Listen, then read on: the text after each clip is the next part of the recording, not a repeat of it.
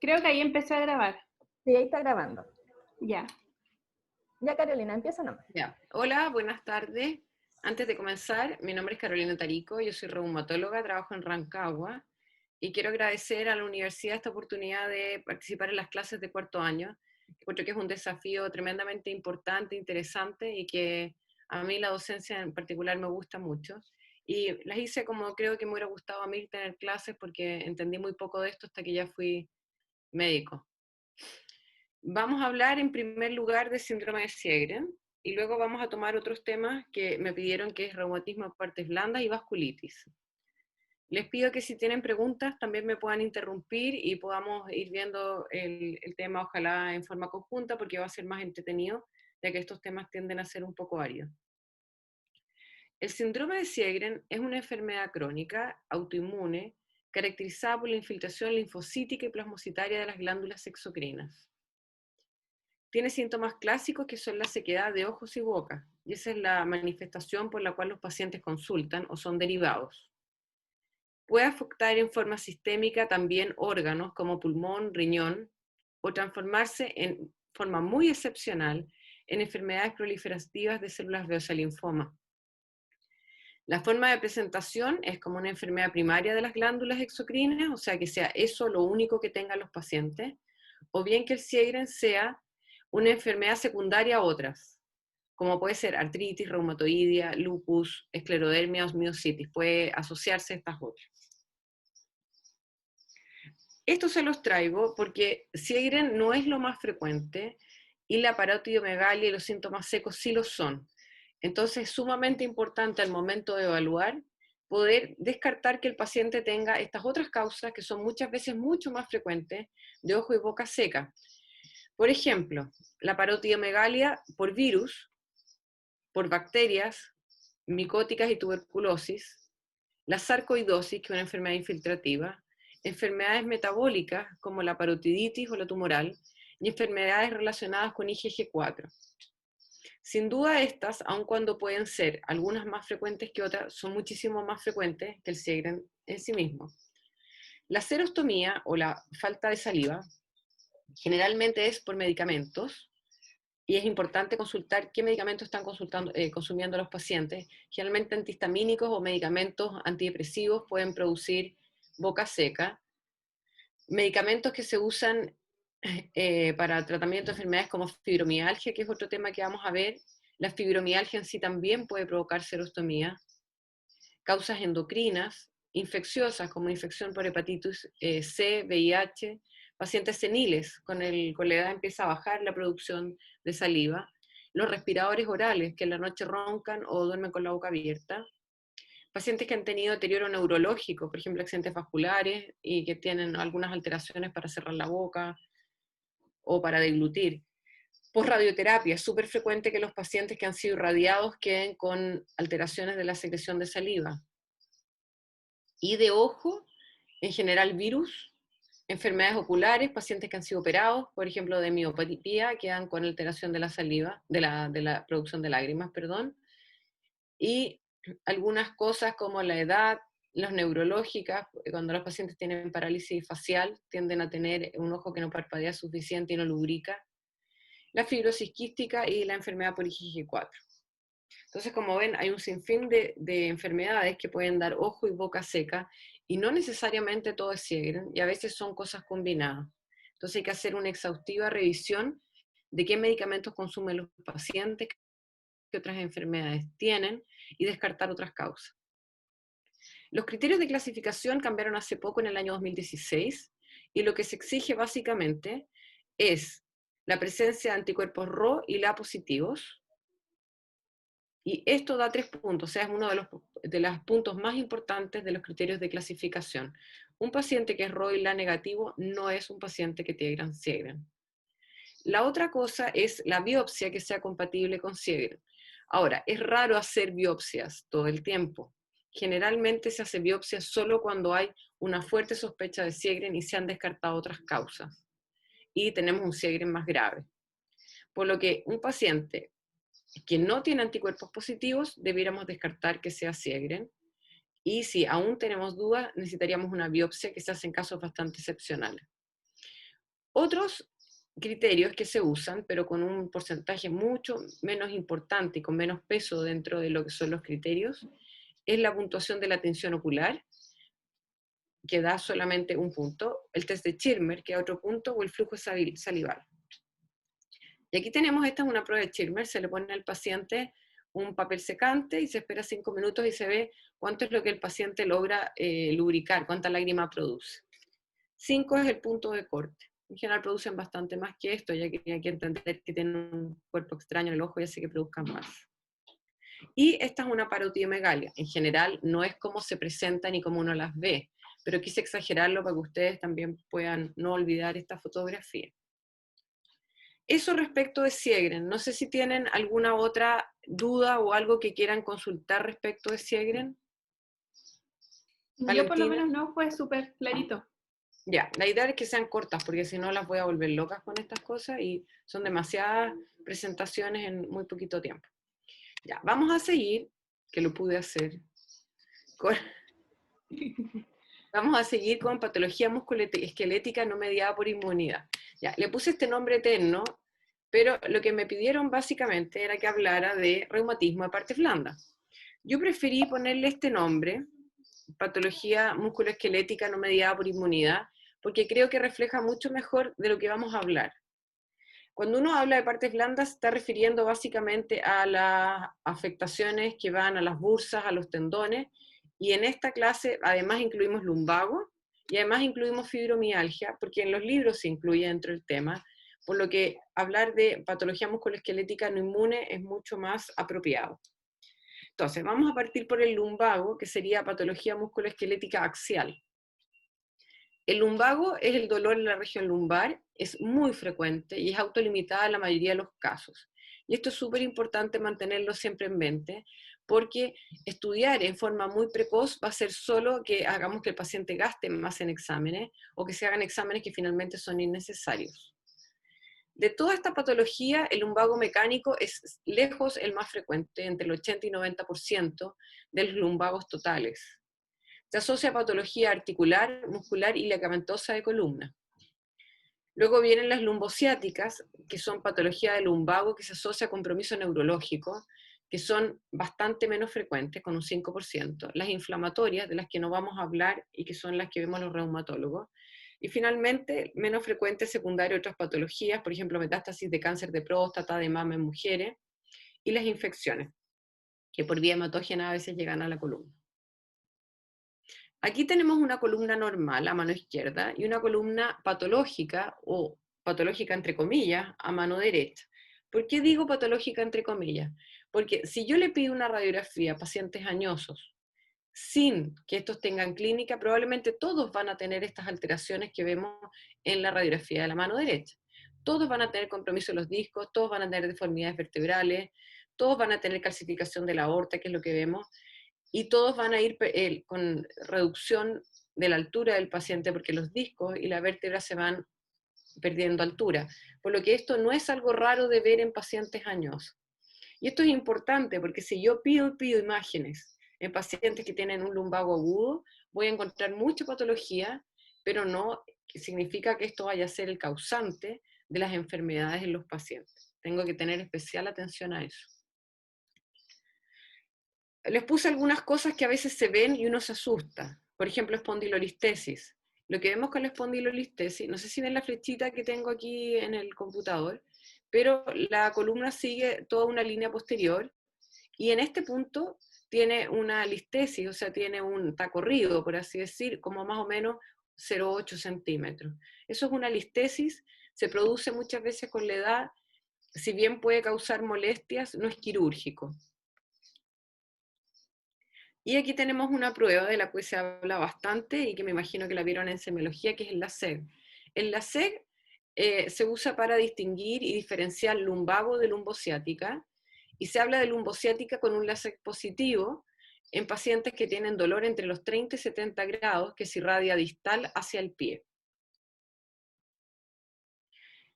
Hay un punto que diría yo que es el más importante para retener el lumbago, que son las banderas rojas, y esto puede ser una pregunta de prueba, y habla de que hay algunos elementos en los cuales debemos tener especiales consideraciones, ya que de estas estar presentes debemos estar atentos porque pueden significar que es un lumbago que va a tener otras consecuencias mucho más graves que un simple lumbago mecánico.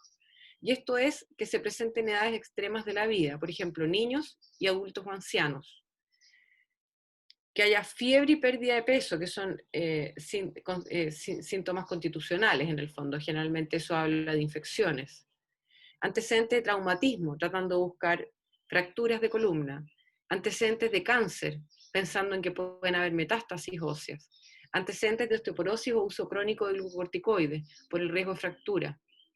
Cuando hay alteración de la sensibilidad en silla a montar o síntomas neurológicos, o sea que el paciente nos refiere a que tiene un globo vesical o vejiga neurogénica que no puede orinar o que está defecando en forma espontánea, sin poder retener las deposiciones.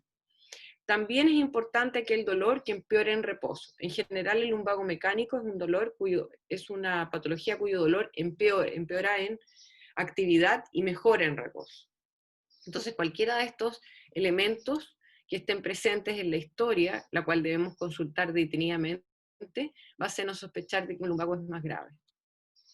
Aquí tenemos una columna y vemos el correlato como tenemos en la resonancia estas imágenes de lisis, líticas, las blancas que vemos acá, y como en el cintigrama observamos las hipercaptaciones que tienen estos y son secundarias a metástasis.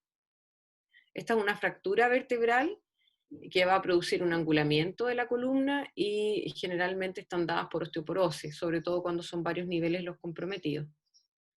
Acá tenemos la inervación que tiene vejiga y colon y ano, tratando de explicarles cómo la caudequina, por ejemplo, por una HNP que se encuentra en un nivel bajo, va a comprimir los nervios a este nivel, L4, L5, S1, y van a comprimir generando esta caudequina, que es una emergencia traumatológica. Estos pacientes deben ser operados en 24 horas, si no pueden perder todo lo que es la contención urinaria y la contención fecal. ¿Cómo evaluar estos pacientes? Recordar que debemos evitar exámenes en pacientes con menos de dolor de 2 semanas. Bastaría con una radiografía de columna lumbosacra AP lateral, exámenes básicos de laboratorio para descartar otras causas como hemograma VHS, función renal, pruebas hepáticas. En caso de sospecha de una HNP o de que el paciente posea estas banderas rojas, podemos pensar en una resonancia de columna. Podemos pensar en un escáner en caso de lumbagos mecánicos, porque eso va a ver mucho mejor lo óseo que la resonancia, pero siempre que esté persistente por más de 6 semanas. Y si sospechamos que son metástasis o infecciones, probablemente lo que más nos va a servir es un cintigrama óseo o un PET-CT. El tratamiento, reposo por un periodo corto, 24-48 horas. Uso analgésico, son todos más o menos iguales, hay algunos que se toleran mejor que otros. La terapia física es fundamental, y en esta el acondicionamiento aeróbico, los abdominales isométricos y el fortalecimiento de tronco. Control de peso, si el paciente es obeso, sin duda que el lumbago mecánico va a ser un problema para él. Y modificación de condiciones de trabajo.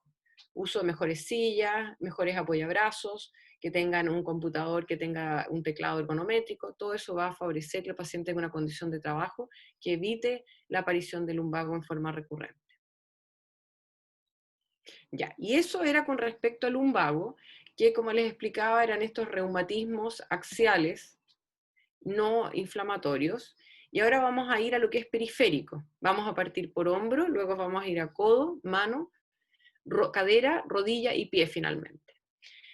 Dentro del hombro tenemos todas las tendinitis y rupturas del manguito, las bursitis subacromiales, las tendinitis y las capsulitis. Todas estas patologías periféricas se manejan más o menos igual. Kinesioterapia, analgesia, infiltración en el caso que no respondan, y cirugía o manipulación anestésica en algunos casos puntuales. Aquí tenemos los músculos del manguito rotador, que son el supraespinoso, el subescapular y el infraespinoso. Vemos cómo por anterior y por posterior los podemos ubicar, y tenemos el tendón del manguito rotador. Acá en esta imagen lo vemos mejor, tenemos el tendón y aquí está la bursa. Todas las lesiones del manguito pueden producir tendinitis del supraespinoso, y bursitis subacromial, que es lo que generalmente ven al comprimirse la bursa bajo la escápula, bajo el acromio. El hombro congelado es una patología que vemos con frecuencia, y esto se produce porque se fibrosa la cápsula articular, y muchas veces estas requieren de manipulación bajo anestesia para poder ser liberadas. Esta eco muestra el tendón del manguito y cómo se produce esa pérdida de homogeneidad, y están estos desgarros intrasustancia, que aquí es más claro de ver. Finalmente puede haber una ruptura del manguito, que va a llevar a patología que básicamente se va a expresar como dolor y dificultad en la abducción del brazo. Respecto del codo tenemos las epicondilitis, que pueden ser laterales, mediales, y las bursitis del olecranon, que se manejan básicamente con codera, frío local, varias veces al día, analgésicos, reposo articular y kinesioterapia.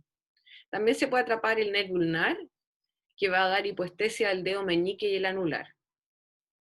Aquí tenemos la inflamación del tendón por la cara externa, el epicóndilo, el codo del tenista; por interno, que es el codo del golfista. En realidad esos nombres se usan muy poco, se usa más bien epicondilitis medial lateral. Y tenemos la bursa, porque aquí hay una bolsa que protege el olecranon, que es una superficie más sobresaliente, que también se puede inflamar y va a generar esta bursitis del olecranon. Si se nos atrapa el nervio cubital, al entrar por el canal cubital, se produce esta dolor o sensación de corriente que va desde el codo a la mano y que podemos repetir al golpearle suavemente el nervio, y que el paciente va a tener esa sensación de corriente que llega a los nervios, a los dedos meñique y anular. En mano tenemos el síndrome del túnel del carpo.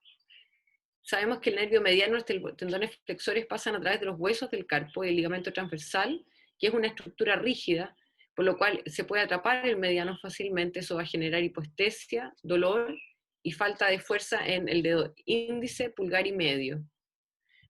También podemos tener el dedo en gatillo, que se llama tenosinovitis del flexor, cuando hablamos médicamente. Dupuytren, que es la contractura y el engrosamiento y acortamiento de la fascia palmar. Tenosinovitis de Decker-Vein y el ganglión quiste mucoso. Y aquí tenemos la tenosinovitis de Decker-Vein. A la derecha la imagen que muestra la maniobra de Filkenstein, donde el paciente empuña el dedo pulgar y flecta la muñeca reproduciendo el dolor. Y acá tenemos un gráfico que nos muestra el túnel del carpo, como el nervio mediano, al pasar bajo el ligamento del carpo y sobre los huesos del carpo, pueden generar esta inflamación. Esta inflamación se ve frecuentemente en diabéticos y en mujeres embarazadas, y generalmente cede posparto o cede al mejorar el control metabólico. También se puede ver en amiloidosis, y se ve en, por ejemplo, procesos inflamatorios de la muñeca como la artritis reumatoide. Este es un Dupuytren, que es el engrosamiento de la fascia palmar, que va generando esta contractura, que a la larga es quirúrgica porque no es posible revertirla. Y este es el dedo en gatillo, que muestra el mecanismo por el cual se genera este engrosamiento del tendón, que no pasa bien por la vaina. Además, los pacientes tienden a empuñar la mano para poder liberar el dedo, lo cual genera más inflamación del tendón, y finalmente el dedo se pegue más. Y este es un quiste de la muñeca, que son estos quistes que aparecen habitualmente, que se pueden aspirar, operar o bien dejar. Muchas veces desaparecen en forma espontánea.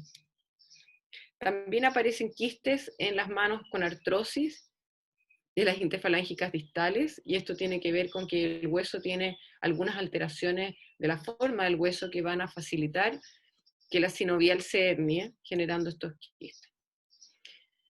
En cadera tenemos la bursitis del trocánter, del isquion y las meralgias parestésicas. Aquí tenemos la anatomía de la cadera. Tenemos 3 grupos de bolsa. La más habitual que molesta es la del trocánter, que es la que vemos por el lado lateral de la pierna o de la cadera, que se inflama y genera dolor generalmente al apoyarse. También se puede inflamar la bursa isquioglútea, que es esta, donde el paciente al sentarse tiene molestias. Y se puede comprimir el nervio femorolateral cutáneo, que es este, en su paso sobre la pelvis, y puede dar una hipoestesia de la cara anterior del muslo. Muchas veces en las mujeres esto tiene relación con el uso de ropa interior muy apretada, y basta con que uno les diga que usen calzones un poco más sueltos, o que duerman sin calzones para que esto pueda revertir. En rodilla y pie tenemos quistes, bursitis, tendinitis, hallux valgus y fascitis plantar. Esta es una vista posterior de la rodilla, donde vemos un quiste Baker, que no es más que líquido sinovial que va hacia el receso posterior a través de la sinovial, formando este quiste, que puede ser postraumático y en muchos casos se absorbe solo. Por anterior tenemos las bursitis prepatelares, infrapatelares, las tendinitis del tendón patelar, las bursitis suprapatelar, dependiendo del lugar donde duele. A nivel de pie tenemos la tendinitis aquiliana, que generalmente se da por sobrecarga, o en personas que no han hecho deporte, que comienzan a hacer deporte en forma intensiva, o personas, por ejemplo, que corren mucho, pueden producirse estas lesiones del tendón, puede cortarse el tendón. Y aquí tenemos hallux valgus, dedo en martillo, que son patologías bastante frecuentes en los pies. Acá tenemos lo que la gente habla de espolón calcáneo, que en realidad el nombre es fascitis plantar. Hay dolor en el tendón, en la inserción en el calcáneo. Puede haber una tendinitis del tibial posterior. Es un tendón, duele la cara interna del pie. Los neuromas de Morton da dolor entre el segundo y tercer dedo y es el atrapamiento del nervio al pasar entre la fascia plantar y el hueso del tarso. También se puede comprimir el nervio tibial y dar estos dolores en la cara interna del pie, con sensación de hipoestesia, sobre todo en los dedos del pie, en la parte anterior del pie. Y eso con respecto a lo que veíamos de alteraciones de partes blandas periféricas, que era lo que habitualmente uno entendía como partes blandas. Finalmente tenemos un síndrome de dolor generalizado que corresponde a una alteración general, de dolor general, como les acabo de mencionar, que se asocia a fatiga, alteración de memoria, cefalea, síndrome intestino irritable y alteraciones del sueño. Tiene ausencia de síntomas sistémicos, inflamatorios o neurológicos. Con eso me refiero a baja de peso, fiebre, artritis, por ejemplo. Para su diagnóstico necesitamos una historia cuidadosa, preguntar específicamente cuándo comenzó el dolor, cómo comenzó, qué cosas lo alivian, qué cosas lo aumentan. Generalmente los pacientes refieren que los dolores aumentan frente a estrés o frente a alguna situación que ellos han podido identificar. Debemos realizar un examen físico minucioso para descartar otras enfermedades y para evaluar la presencia de puntos sensibles en el esqueleto y a la vez darnos cuenta que es general porque afecta los 4 cuadrantes del cuerpo. Se pide un laboratorio general para evaluar y descartar otras causas. Y respecto a la patogenia se presentan hay muchas ideas, pero hay pocas cosas concretas. Se ha hablado de factores genéticos porque hay familias donde la fibromialgia es más frecuente. Se ha buscado un polimorfismo de algún receptor o transportador de serotonina, y la verdad que no se ha podido encontrar. Se entiende que estos pacientes tienen una normalidad en el procesamiento del dolor, o sea, componentes pronociceptivos, la sustancia P o nociceptivo del sistema límbico que pudieran interferir en generar o no poder bloquear algunos elementos que generan dolor y dar una sensación de mayor dolor. Y también están los factores psicoconductuales que han sido estudiados como patogenes. Sin embargo, de esto aún no hay nada claro o como un único factor. Siempre se habla de estos puntos dolorosos, esto más bien es clasificatorio. Si bien se nombra siempre, no se usan siempre. Basta con un examen minucioso y el lugar donde uno toca al paciente le duele. Le duele el cuello, le duelen los codos, le duelen las manos, le duele la espalda, le duelen los glúteos, le duelen las piernas.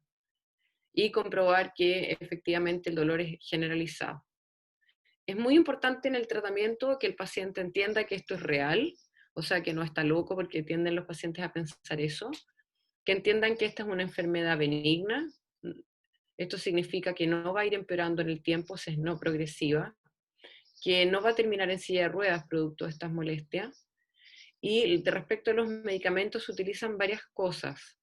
Amitriptilina y ciclobenzaprina, venlafaxina, porque les comentaba que había una alteración en el nivel de receptores en el sistema nervioso central, pregabalina, para inhibir vías de dolor, clonazepam, trazodona y zolpidem. En general, más o menos esto es lo que se usa, y uno trata de evaluar qué es lo que el paciente va a requerir más. Si vemos que el paciente tiene algún grado de depresión, o está solamente con dolor, o tiene bien una alteración del sueño, y uno puede ir armando esquemas para cada paciente. La idea es no sobremedicarlo, que los pacientes entiendan que los medicamentos es una parte del tratamiento, pero una parte muy importante es el manejo del mismo, conductual, ojalá en un equipo multidisciplinario, con un psicólogo que lo ayude a entender esto, y por supuesto el ejercicio aeróbico. Sin ejercicio es difícil que el paciente se pueda recuperar. Eso, no sé si hay alguna pregunta respecto de esto último que conversamos. O sea, Valentina. como para dejar bien claro lo último de los medicamentos, entonces sería como diseñarlo como para cada paciente, así como Yo lo diseño súper para cada personalizado. paciente, pero sí, lo trato de hacer personalizado, trato que el paciente entienda. Una vez que el paciente entiende que esto es real, le da tranquilidad. El hecho de saber que tiene una enfermedad y que tiene un nombre también le da mucha tranquilidad, porque si no siguen buscando diagnóstico. Es importante darles ese dato. Tratar de mantenerlos activos y trabajando, y en general hay que buscar una combinación que tenga un poco de... Se pueden usar algunos antiinflamatorios SOS, no todo el tiempo, porque obviamente el dolor es crónico y nadie resiste antiinflamatorios en el largo plazo, pero por ejemplo la combinación pregabalina con algo para dormir mejor, y la duloxetina en la mañana, una combinación que funciona bastante bien. Yo trato de irles dando de menos a más, cosa que los pacientes vayan escalando en la terapia y no llenarlos de medicamentos. Muchos de estos tienen efectos colaterales como somnolencia, los pacientes se sienten medio bradipsíquicos, a veces se marean o tienen vómitos. Entonces también les voy introduciendo los medicamentos en forma lenta, cosa de que ellos puedan ir viendo que se van sintiendo mejor y en dosis bajita, cosa que podamos identificar si hay uno de estos que es lo que le está produciendo las molestias, luego las reacciones adversas a medicamentos. Ya. ¿Ya? Alejandra, ¿qué te pareció lo de las partes blandas?